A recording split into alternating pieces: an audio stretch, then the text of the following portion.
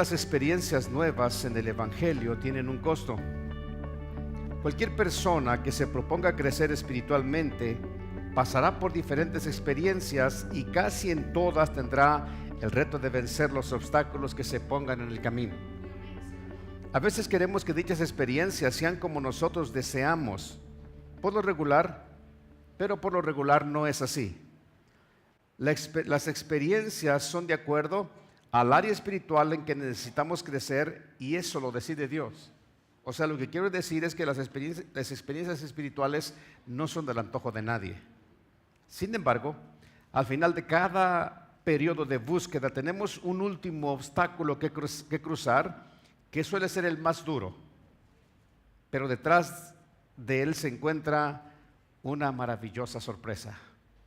Cristo dijo en el versículo 35, pasemos al otro lado. Y era de noche, y eso indica una vida espiritual siempre en movimiento. No hay forma, hermano mío, de crecer espiritualmente sin que haya un esfuerzo que hacer. No podemos llegar a un nivel espiritual sin que hayamos presentado obstáculos uno tras otro que vencer. Cualquier persona que esté buscando experiencias nuevas en el Señor Jesucristo, estas vendrán en base a la necesidad de tu crecimiento espiritual. Si centramos la atención en tener ciertas experiencias para nuestra satisfacción, usualmente no lo lograremos y saldremos frustrados. Dios te dará la experiencia que necesitas en base a la obra para la que te llamó el Señor. Todos tenemos un llamado para servir al Señor y todos necesitamos crecimiento espiritual. No debemos quedarnos estancados, ninguno de nosotros. Recuerde que en el cuerpo de Jesucristo no hay miembros inútiles. Cada uno de nosotros fue diseñado para un propósito. Y en ese diseño Dios dio la capacidad a cada uno para desempeñarse dentro del cuerpo de Jesucristo. Para que esas capacidades funcionen a la perfección, usted y yo necesitamos crecimiento espiritual. Y esto no viene a menos que lo busquemos. El crecimiento espiritual no es un polvito que cae del cielo nada más con el hecho de levantar las manos. Tendremos que luchar contra el diablo y otras muchas cosas. Y a veces el peor enemigo somos nosotros mismos. Casi siempre cuando estamos al final de una búsqueda y estamos al punto de tener la experiencia que Dios desea que tengamos, la mayoría de las personas o los cristianos, desisten porque resulta que la oposición a veces es muy dura. No todo el tiempo la oposición es espiritual, a veces es física, a veces es el desánimo personal, a veces el desánimo de no haber visto aquello que deseábamos, pero muchas personas cuando están a punto de llegar a la culminación, a la cúspide de eso, desisten y aquella experiencia que se buscó por tanto tiempo ya no llegó. Y hay que empezar otra vez. Necesitamos ser gente persistente. Que la vida del Señor Jesucristo fue una vida en ascenso continuo. Él no vivió una vida pasiva, siempre su vida espiritual fue en movimiento, todo el tiempo en movimiento. Y puedo decir con toda libertad, por lo que la palabra nos dice, que hasta hoy en día el Señor Jesucristo no cesa de trabajar. Él dijo, mi Padre hasta ahora trabajo, yo también trabajo. Así que cualquiera de nosotros que quiera crecer espiritualmente debe enfrentar estas experiencias. Amén, ninguna viene gratis, por así decirlo. Quiero presentarle a usted 4 experiencias que necesitamos cruzar o que a veces suelen darse en la vida. Número 1, cruza el desierto. El desierto. Israel fue liberado de Egipto con mano poderosa, con la promesa de poseer una tierra que fluye leche y miel. Y Dios trajo sobre Faraón y Egipto 10 plagas destructoras que daban evidencia de su poder. Fue la plaga del agua convertida en sangre, fue la plaga de las ranas, la plaga de los piojos, la plaga de las moscas, la muerte del ganado, el salpullido, el granizo, la langosta, la tiniebla y por último la muerte de los primogénitos. Este es un despliegue del poder de Dios, demostrándole a Israel que la promesa que les había hecho tenía poder para cumplirla. Imagínense por un momento lo que ellos pensarían, en una tierra que fluye leche y miel. Oh, wow. Después de todo lo que aconteció en Israel, ellos tienen en mente una tierra que fluye leche y miel y no toman en cuenta todo el proceso que tienen que pasar para poder tomarla. Todo es precioso. Ahora, Faraón los liberta y ellos van por el camino, de día, caminando de día y de noche. Ahora son libres. La columna de nube de día les hace sombra para que no los agobie el calor. Y la columna de fuego de noche les alumbra para que ellos puedan caminar sin tropezarse. Y de repente ellos se encuentran en el desierto, entre el mar Rojo y Faraón. Y dice la Biblia que toda aquella noche el fuego de Dios cayó del cielo e hizo separación entre Israel y Faraón. Y toda aquella noche el Señor sopló un viento fuerte y el mar se abrió por la mitad. Al soplo, dice Números, al soplo de tu aliento las aguas se congelaron. Israel pasó en seco. Ellos están del otro lado. Todo es fantástico, todo es regocijo. Moisés canta un cántico y María le responde con el pandero. Y ahora están en el desierto y de repente se dan cuenta que en el desierto no hay quien los persiga. Pero es el lugar donde se dan cuenta que tu propio enemigo suele ser tú y que quieres decir a Dios cómo hacer las cosas. Y que cuando la cosa se pone dura, entonces comienzas a preguntarle, Señor, ¿dónde está tu poder? ¿Dónde está aquella promesa? Porque cuando Dios está manifestando su poder, todo es muy bonito. Estamos confiados en que Él liberará la batalla. Pero llega el momento en que Dios querrá mirar qué es lo que hacemos con eso. Dios nunca hace nada para exhibirse. Dios les dijo, yo los quiero llevar a una tierra que fluye leche y miel. Miren mi poder, tengo poder para hacerlo. Pero Israel tenía que conocerse quién era a sí mismo. Y ahora está en el desierto diciéndole a Dios cómo hacer las cosas. Y eso está completamente errado.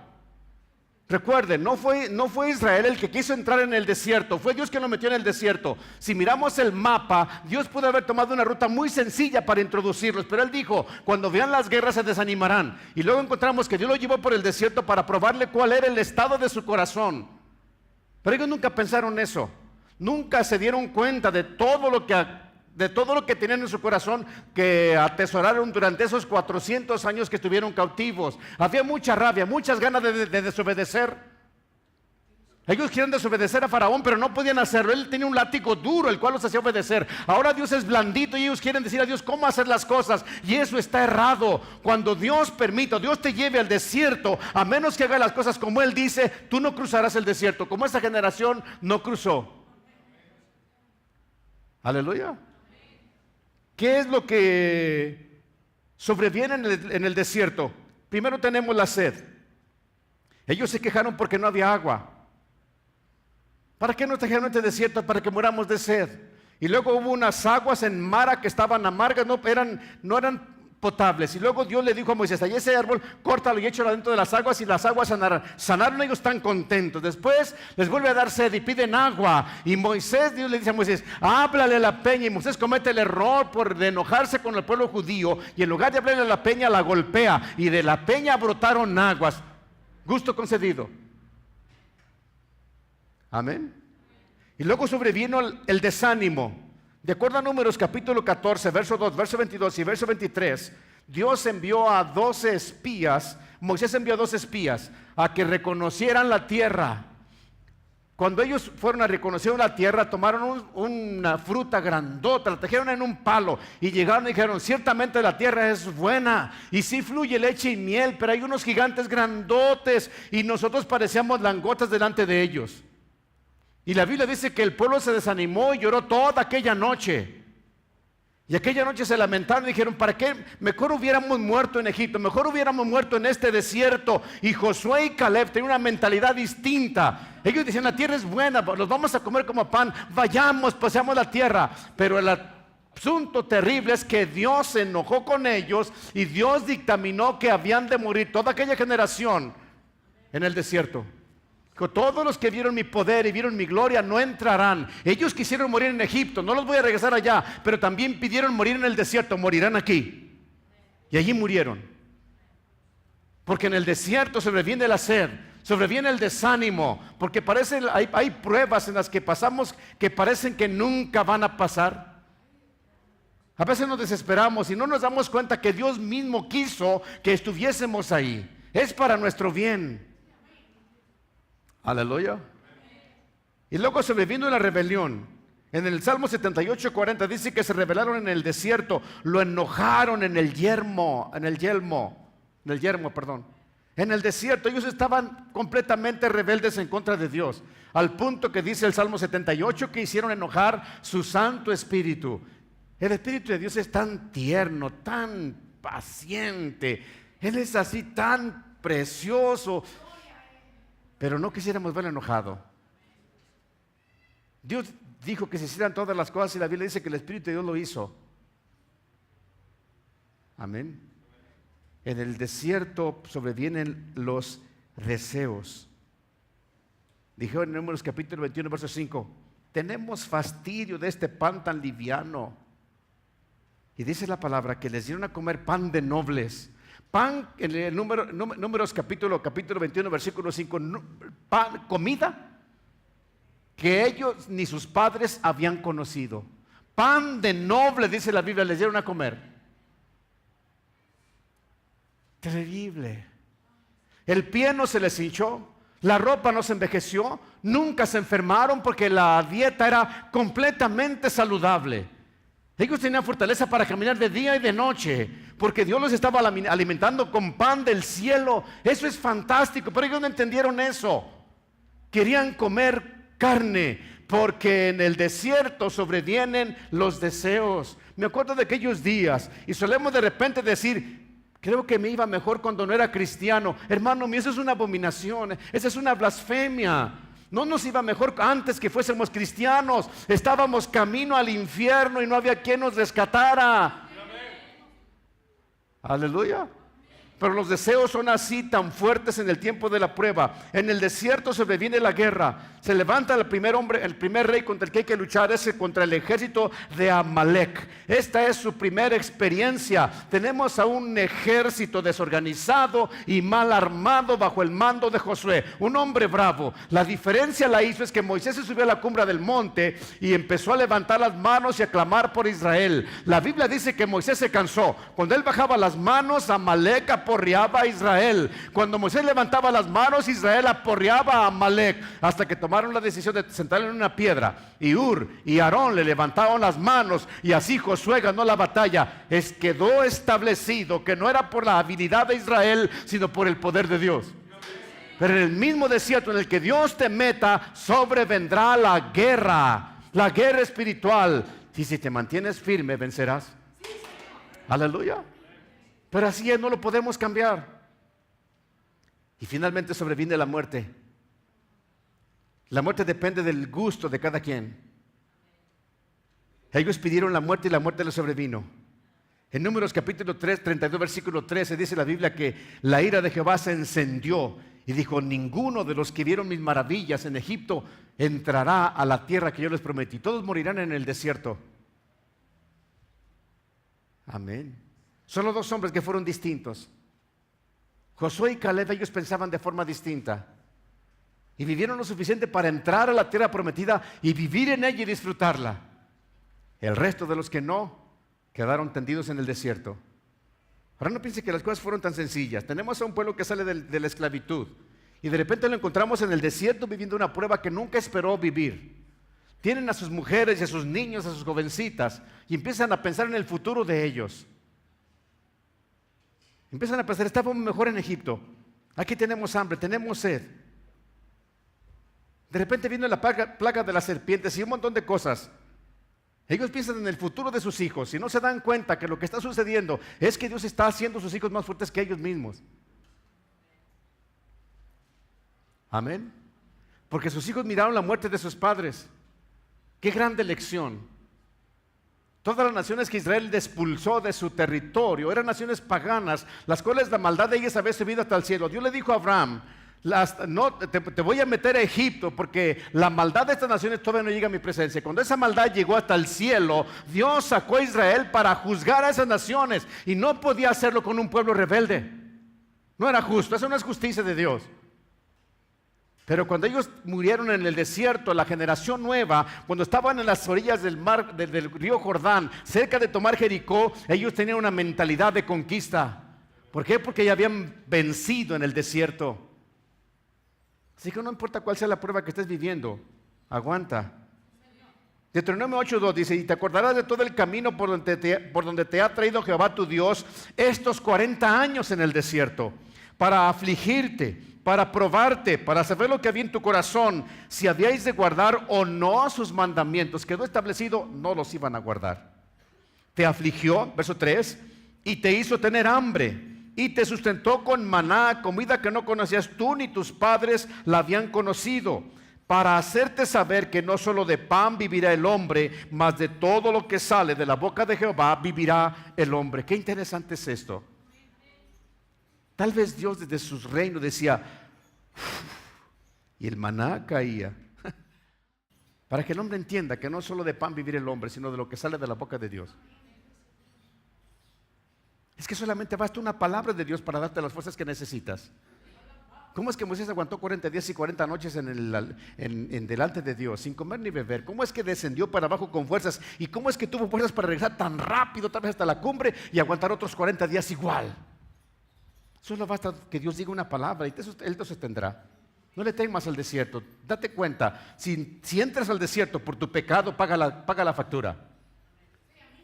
Si Dios te mete al desierto, Él va a estar contigo. Va a templar tu carácter. Te va a hacer vencedor. Te va a decir quién eres tú. Tu vestido nunca se envejeció sobre ti, verso 4, ni el pie se te ha hinchado estos 40 años de tanto caminar. Reconoce a sí mismo en tu corazón que como castiga el hombre a su hijo, así Jehová tu Dios te castiga. Si quieres evitar el desierto, te perderás la oportunidad de saber quién eres tú y no tendrás el carácter que Dios requiere de ti. Pero si pasas el desierto, no importa si la tierra prometida está ocupada, tú la tomarás. Josué y Caleb dijeron, lo comeremos con pan, como pan. ¿Sabe por qué se desanimó Israel? Porque cuando fueron a espiar la tierra se dieron cuenta que la promesa de Dios estaba fallida. Sí, Dios nos prometió una tierra que fluye leche y miel. Ciertamente hay muchas vacas, hay mucha miel, hay mucho sustento, pero lo ocupa otro. ¿Acaso Dios no había mostrado su poder a Faraón? No lo había dejado casi desnudo. Pero así es el desánimo. 2. El vado de Jaboc. Esta experiencia la vivió Jacob antes que Israel pasara por el desierto. Génesis capítulo 32, versículo 22 al 32. E ilustra la lucha que a veces necesitamos tener con Dios para recibir una bendición grande. A Dios nadie lo puede vencer. Él es omnipotente. Así que si necesitas luchar con Dios, no vencerás a menos que luches con humildad y dependencia. Nunca lo podremos hacer. Se entiende que Jacob tenía conocimiento de quién era con quien estaba luchando. Él sabe que aquel varón tenía su bendición. No se sabe cuántas veces pidió ser bendecido, pero se entiende que esa fue la razón por la que luchó toda aquella noche. Y el clamor era simplemente, bendíceme. La historia es muy preciosa. Jacob, Dios le dice a Jacob cuando está en casa de Labán, su suegro, Padán Aram, regresa a la casa de tu padre. Y él toma a sus mujeres y sus bienes y regresa a la casa de su padre. Y se da cuenta que Esaú también viene a su encuentro con 400 hombres y lo quiere matar. Porque esa fue la promesa que le hizo a Jacob. Y Jacob tiene temor. Ahora él envía presente tras presente para ablandar el corazón de su hermano. Y tal parece que no lo logra. Pero cuando llegó el momento oportuno, la noche, él dejó a su esposa, a sus esposas y a sus hijos, a las siervas de sus esposas, que también fueron sus mujeres, en un lugar. Y luego pasó el vado de Jaboc. Y descendió del cielo un varón con el cual luchó toda la noche. Lo curioso es esto, que muy probablemente Jacob sabía quién era aquel hombre. Y dijo, él tiene mi bendición. Él dejó a su familia y se fue solo. En el desierto Dios te mete. Si quieres una bendición grande, tienes que luchar por ella. Y cruza el vado de Jaboc. Y se encuentra solas con Dios. No hay otra manera de hacerlo. No hay otra manera. Él tiene que hacerlo. Él sabe que es la única manera que puede vencer. Vamos a la escritura. Así se quedó Jacob solo y luchó con él un varón hasta que rayaba el alba. Y cuando vio el varón que no podía con él, tocó el sitio del encaje de su muslo y se descoyuntó el muslo de Jacob mientras con él luchaba. Y dijo, déjame porque raya el alba. Y Jacob le respondió, no te dejaré si no me bendices. Amén. Así se quedó Jacob solo y luchó con él un varón hasta que rayaba el alba. Se entiende obviamente que este ángel o este varón, por lo que más adelante nos dice, Dios mismo redujo sus fuerzas a las fuerzas de un humano. Amén. Porque más adelante vemos que solamente le tocó el encaje aquí de la cadera, pues el muslo y la cadera, aquí le tocó y nada más, y con eso tuvo. Así que si me le acomodo una trompada aquí a la mexicana, olvídelo. Amén. Pero está solo con él y empieza esta búsqueda intensa de lo que él necesita. Él necesita ser bendecido por Dios. Está en riesgo su vida, está en riesgo la vida de sus hijos. Y él necesita urgentemente que Dios lo bendiga. Amén. A ver si puedo transmitir este retrato a usted. Hombres de la casa de Dios, necesitamos sacarnos los pantalones y pelear por lo nuestro.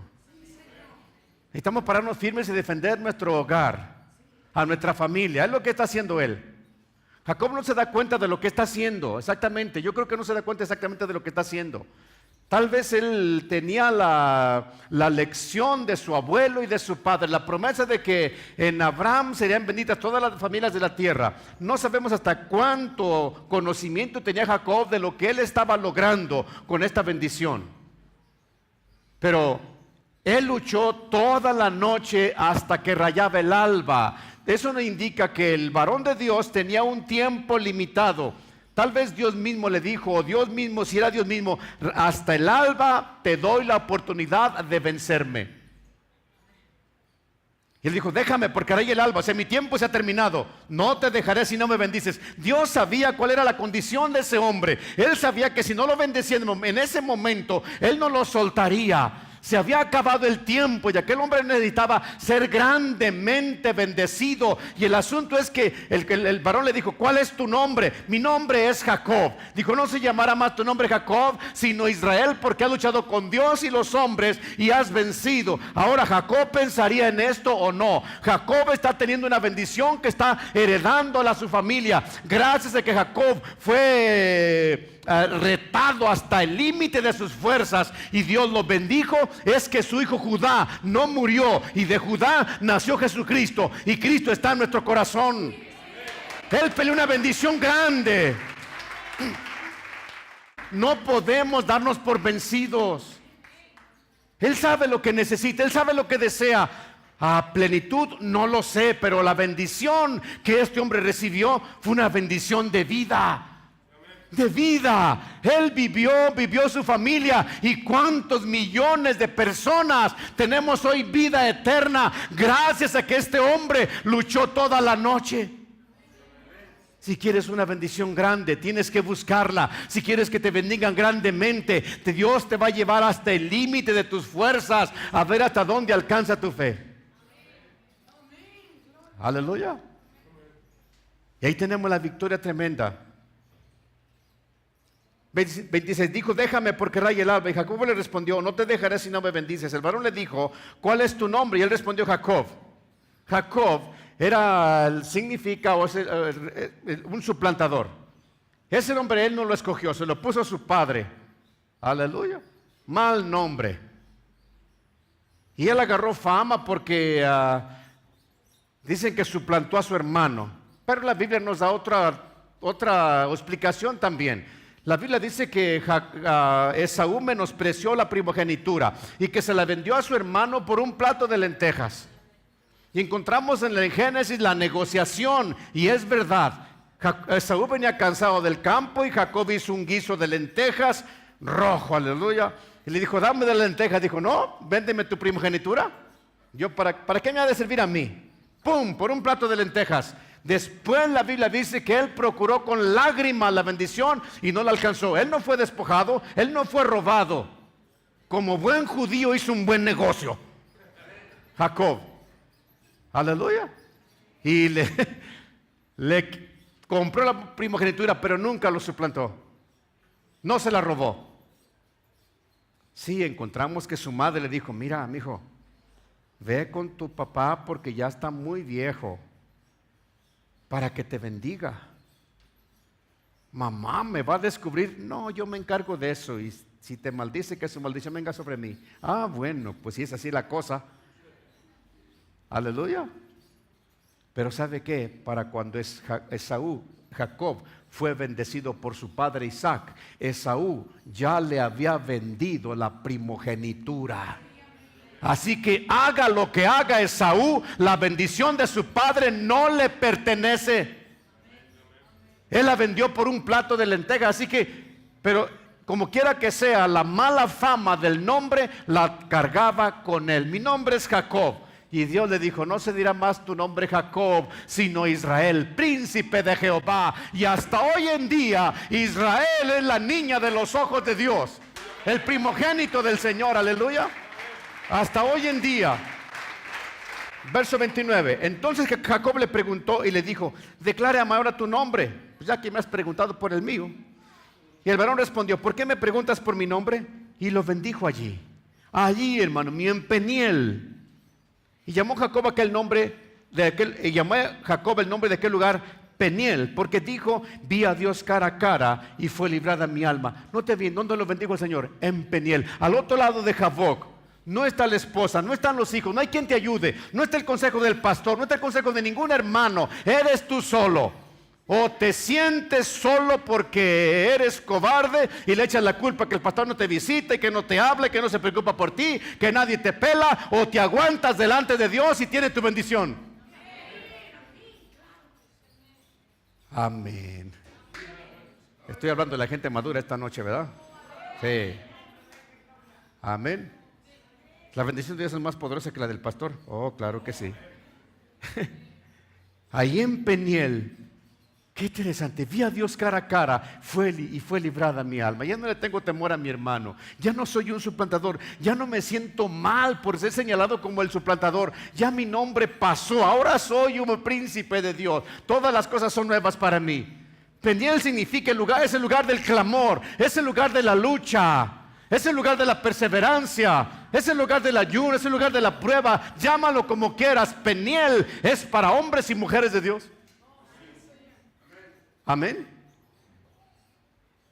Cuando había pasado Peniel, verso 31, le salió el sol y cojeaba de su cadera. Por esto no comen los hijos de Israel hasta hoy día el tendón que se contrajo, el cual está en el encaje del muslo, porque tocó a Jacob ese sitio del muslo en el tendón que se contrajo. Mire, cuando Jacob regresó de Peniel y volvió a pasar el vado de Jaboc y lo vio su familia, miraron que él cojeaba. Aleluya. ¿Qué le pasó a mi papá? Decía Rubén, Leví, Simeón, ¿qué le pasó? Y Judá, ¿qué te pasó, papá? Me tocó el Señor. Aleluya. Torciendo la cara de dolor, me tocó el Señor. ¿Qué te pasa, Jani? Dice Raquel, me tocó el Señor, hombre, ¿qué no te estoy diciendo? Y la Biblia dice que los hijos de Israel dijeron: nunca comeremos de esa parte del animal por respeto a mi padre. Tenemos vida porque mi padre luchó contra Dios y venció. Que sea ley en Israel que no se coma de esa parte del animal. Qué herencia tan valiosa. Qué ejemplo de los padres, de alguien que se raja el corazón, que gasta su tiempo, sus lágrimas en la presencia de Dios para dejar una buena herencia a sus hijos. Aleluya. 3. El Jordán. Cruzar el Jordán debe ser una de las experiencias más bellas y desafiantes para cualquier cristiano. Josué lo cruzó con todo Israel y se detuvieron las aguas cuando los sacerdotes tocaron las aguas del Jordán. Se detuvieron y llevaban el arca en un montón. Y Eliseo, en su experiencia, nos muestra que se necesita perseverancia ante toda negativa y un fuerte desafío ante lo que sientes, ves y oyes de los demás. En el segundo libro de los Reyes, capítulo 2, versículo 1 al 15, tenemos esta fascinante historia que solamente se la voy a parafrasear. Vienen Elías y Eliseo de Gilgal. Están pasando por Gilgal. Y Elías le dice a Eliseo: quédate aquí, porque Jehová me ha enviado a Betel. Y Eliseo le dice, vive Jehová y vive tu alma, que no te dejaré.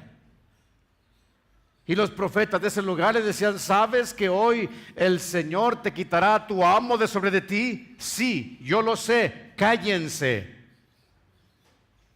Elías le dice, quédate aquí. Negativa.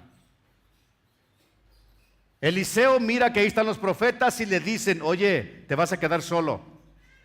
La opinión de los demás. Amén. Eliseo tenía el deseo de poseer o tener una unción más grande que la que Elías tenía. Y él está perseverante. Llegar al Jordán representa una de las experiencias más desafiantes. Porque estar en el desierto en el que Dios te mete es absoluta dependencia de la mano de Dios. Cruzar el vado de Jaboc es buscar una bendición muy deseada o muy necesitada. Llegar hasta el Jordán es ir en pos de la unción que no viene a menos que tengas una vida consagrada a Dios. La unción no crece porque hablas mucho en lenguas, porque conoces la Biblia y la interpretas. No viene porque Dios te habla, ni porque trabajas mucho en la iglesia. La unción Dios la otorga en base a la consagración de tu vida a Él. Amén. Y aquí tenemos a este hombre diciéndole, quédate en Gilgal. Gilgal representa una vida espiritual sin poder.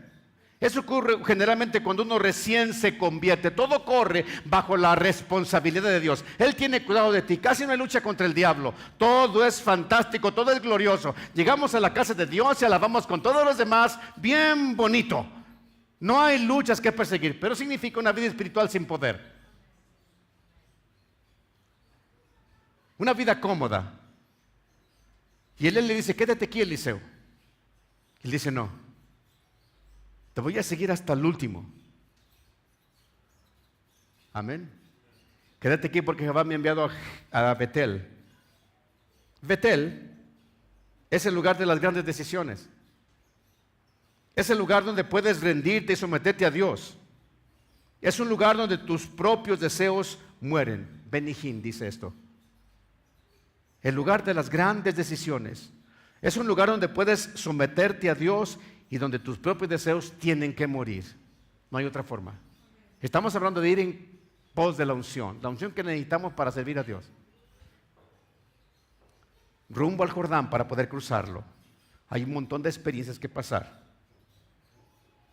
Aquí, en Betel, Abraham puso su tienda y decidió que serviría a Dios toda su vida. Eso es una grande decisión. La vida de Abraham es una vida muy desafiante, muy inspiradora.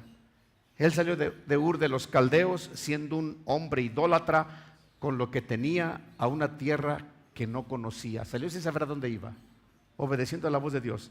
Cuando llegó a Betel, puso ahí su tienda y dijo, yo serviré a mi Dios. Aleluya. Aquí en Betel, Jacob le dijo a Dios que le serviría cuando iba camino a la casa de Labán, su suegro, su tío, su suegro. Que todo lo que me des, el diezmo apartaré. Si me das solamente para comer, yo te daré el diezmo. Y él le dijo a Dios que le serviría. Cuando regresó con su suegro a la casa de su padre, él se encontró en Peniel, que es el mismo lugar en Betel donde luchó con Dios y lo bendijo. Es el lugar de las grandes decisiones. En Betel es el lugar donde Samuel escuchó por primera vez la voz de Dios. Amén. Betel es el lugar donde Saúl rechazó la palabra de Dios y lo perdió todo. Esto nos muestra que en Betel algunos triunfan y otros lo pierden todo. Así que tienes que pensarlo muy bien.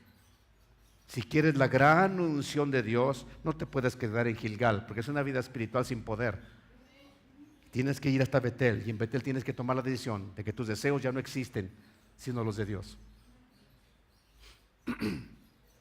¿Por qué razón? Porque puedes ganarlo todo o perderlo todo. Saúl desobedeció la palabra de Dios y Dios lo desechó. Terminó muerto. Se suicidó. Perdió el reino. Fue tan fascinante la vida de este hombre. Dice la Biblia que iba caminando y de repente su corazón fue mudado en el de otro hombre. Y empezó a profetizar. Pero simplemente la palabra de Dios no le fue suficiente. Él decidió que sus decisiones eran mejores que las de Dios. Amén. Y fracasó. Pero es el lugar de las grandes, grandes decisiones. Y luego de ahí, Elías le dijo a Eliseo, quédate aquí. Quédate aquí. Pero Eliseo ya había decidido no quedarse. Porque Jehová me ha enviado a Jericó. Y le volvió a decir, vive Jehová y vive tu alma que no te dejaré. Y fueron juntos. Y los profetas que estaban en Betel le decían, ¿sabes que el Señor te va a quitar a tu amo de sobre de ti? Sí, yo ya lo sé, cállense, están igual que los de Gilgal. Ah, por favor. Amén. ¿Para qué quieres la unción? Así tú tranquilo. Entre más unción, más demonios en contra tuya. Amén. Pero dice Eliseo, no te dejaré. Jericó es el lugar de la guerra espiritual. Aquí Josué luchó hasta haber caído los muros de Jericó. A las afueras de Jericó, Cristo fue tentado por el diablo y salió victorioso. Amén. Pero en Jericó, Josué se encontró con el Señor de las huestes. Dice la Escritura que él estaba a las afueras de Jericó y miró un varón con una espada desenvainada y le dijo, ¿eres de los nuestros o de nuestros enemigos? Y le respondió, no, mas como príncipe del ejército de Jehová he venido. Y quítate las sandalias de tus pies porque donde estás parado es tierra santa. Y Josué lo hizo así. Y ahí recibió las instrucciones de qué hacer, cómo derribar los muros y cómo vencer. ¿Qué nos dice esto? Que alrededor de una guerra espiritual se está gestando un milagro, se está preparando un milagro. Espera que después de la guerra espiritual venga el milagro, no tengas temor. Si quieres la doble unción, tienes que dejar Gilgal, tienes que decidir en Betel y tienes que pelear en Jericó. Si quieres cruzar el Jordán, en Jericó la mente es muy atacada. En Jericó el diablo se mete con la familia, en Jericó el diablo se mete con las finanzas, en Jericó el diablo se mete con la salud. Pero ahí está el Señor Jesucristo mirándolo todo. El milagro se está preparando. El Jordán. Después que pasaron Jericó, le dijo Elías a Eliseo, quédate aquí, porque Jehová me ha enviado al Jordán. Vive tu alma que no te dejaré. Y los profetas que estaban en Jericó le dijeron, te van a quitar a tu amo. Yo ya lo sé, ¿por qué no se callan? Tenemos la negativa y lo que ves y lo que escuchas de los demás. Te vas a quedar solo.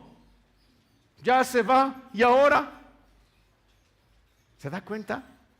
Pero es una experiencia completamente desafiante, porque tienes que luchar contra la negativa y contra lo que ves y oyes de los demás. Estamos hablando de la unción máxima, de la máxima unción que Eliseo tomó. Amén. Y fueron juntos. Jordán es el lugar de las grandes visiones. Ahí Dios abre tus ojos. Aquí Juan el Bautista vio al Espíritu Santo descender sobre Cristo en forma corporal como de una paloma. Aquí fue bautizado el Señor Jesucristo y aquí comenzó su ministerio. En el río Jordán es donde ves más allá de lo natural el reino espiritual. Aquí Eliseo recibió la doble porción del espíritu de Elías.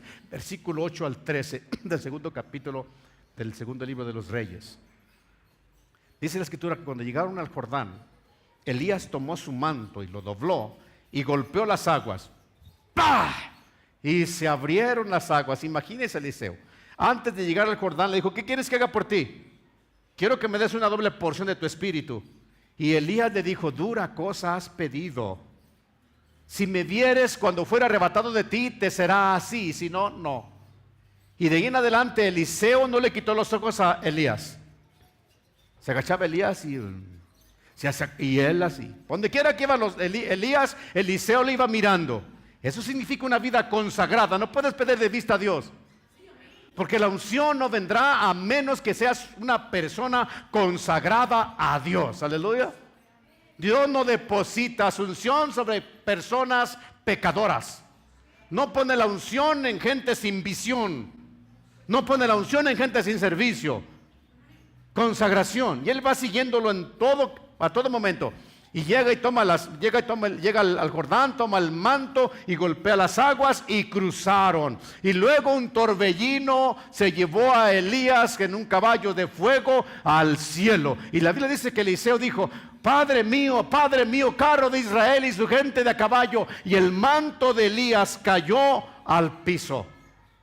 Y lo toma Eliseo y regresa al Jordán y luego dice: ¿dónde está el Dios de Elías? Y pácatelas y cruza en seco. Y los profetas dijeron: el espíritu de Elías reposó sobre él. No era el espíritu de Elías, era la doble porción de Elías.